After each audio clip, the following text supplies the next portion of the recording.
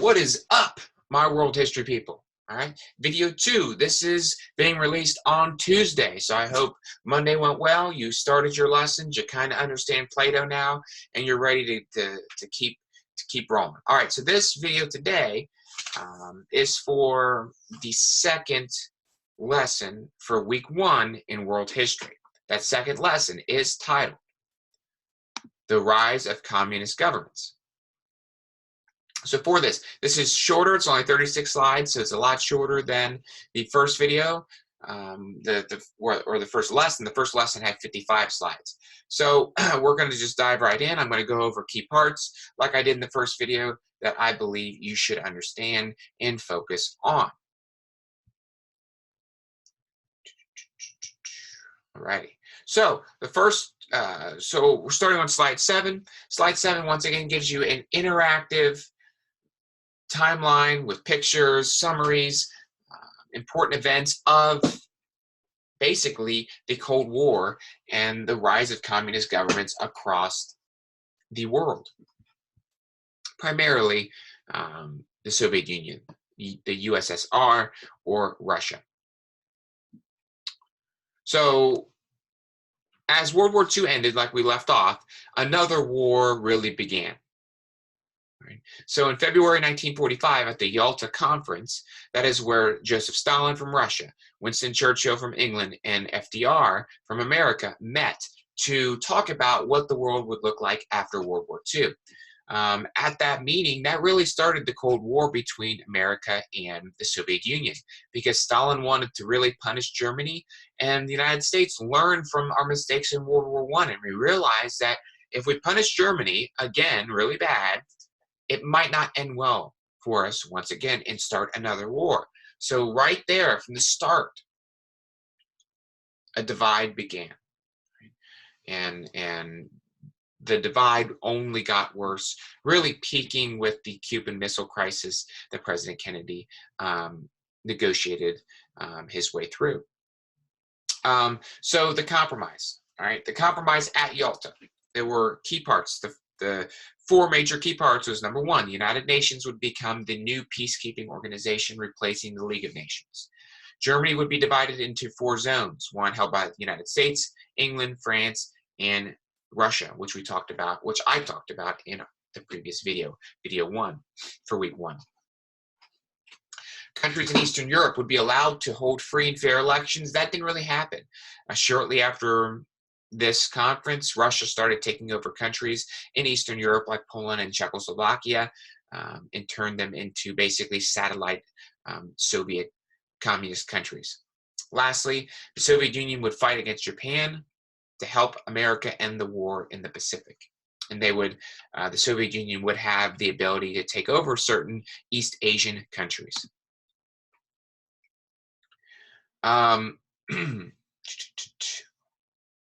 Rocking and rolling. All right, the beginning of the Cold War. This is on slide 13. You're going to see a Russian boxing glove and an American boxing glove talking about maybe Rocky, the movie Rocky, where Rocky Balboa, American, fought Ivan Drago, right? Which was the big bad Russian. Right? So that movie was made during the Cold War, but it was also meant to be on a bigger scale, a kind of illustration of what was going on, right? America versus Russia, fighting it out. Capitalism versus communism, right? Who would win? Ultimately, we won. USA, USA. We won. So, but like I said, as we were trying to spread our influence across the post-world globe, the USSR was also doing the same exact thing.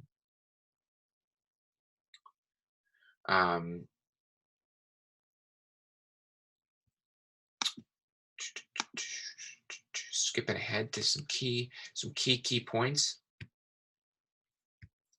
All right, so on slide 17, it starts to talk about satellite states of the Soviet Union.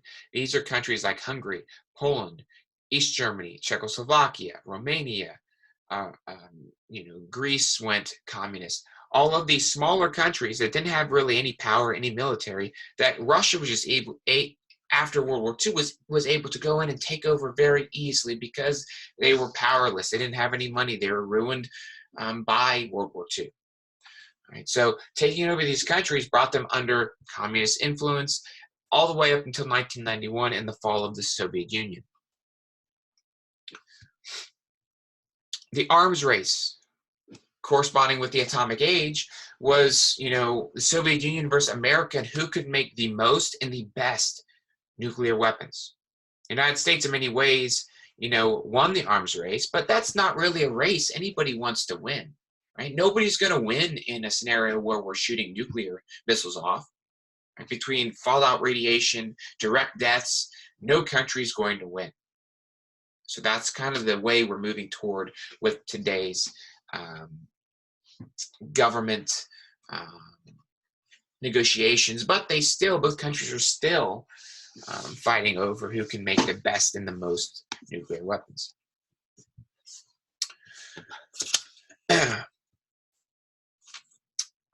Slide 20 is pretty cool because it asks you to then identify some communist satellite states, which you should be able to easily identify after looking at the previous slides. A class of ideologies. An ideology is a way of thinking, an idea that many people are drawn to or support. All right, so the two ideologies we're talking about here are capitalism, which is a free market system, right, where private businesses can do whatever they want. That is what America has. America has a capitalistic free market system. On the other side, the other ideology is communism. That is what the Soviet Union had. Communism is the idea that a totalitarian, a leader with total control over everything, runs the country. Joseph Stalin, when he was the premier of Russia, or Nikita Khrushchev, or Mikhail Gorbachev, they all had complete control over the economy and every part of Russian life. Right? So it's a clash between those two. Capitalism versus communism, a clash between the two ideologies. And this is something we still see today with China versus America, capitalist versus communist. Right? This is probably never going to go away within our lifespans. Slide 24 is talking about a totalitarian state. You should remember that. We've talked about totalitarianism before. That is when dictators have total control, totalitarian, total control over everything social and economic that happens within a state. And then in America, we have democracy and capitalism, where we vote for our elected officials, and we have a free enterprise. We have freedom to pursue economics as we please. We can buy and sell what we want when we want, for the most part, unless it's illegal. Also, bringing into this is China. China is also communist. All right, really under Mao Zedong. It got really bad. Many people died. Soviet Union, Russia, China were the main, or are the main still today. I think Russia still is communist, but they say they're democratic. Communist countries within our world. Both have mass amounts of people, and for the most part, outnumber America and Americans.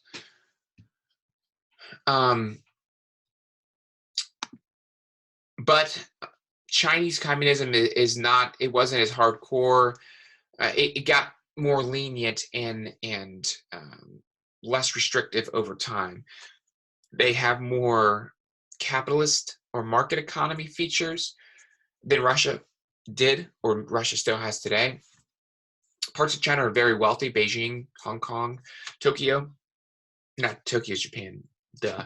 But Macau, China, they're very wealthy, and a lot of wealthy individuals go there to buy things, buy houses, buy condos, buy watches, buy cars. They're very developed parts of the country. But don't let that fool you. China is still communist. Slide 35, once again, has a nice summary slide, and slide 36 gives you your congratulations, you completed this unit. So this was a really quick snapshot. Please take the time to go through and read the different parts of the different parts of the lesson. I'm kind of under a time restriction here on YouTube uploading these videos, so please take time to go through that. You have all the time you need. Remember, this is all due on Friday, so please log on, get this done. If you have questions, please feel free to email me. I will do my best to respond quickly. That's what I'm doing during the school hours. But stay safe out there. Stay chugging away on your schoolwork, and then I will talk to you next week when I upload next Monday's video. Press signing out.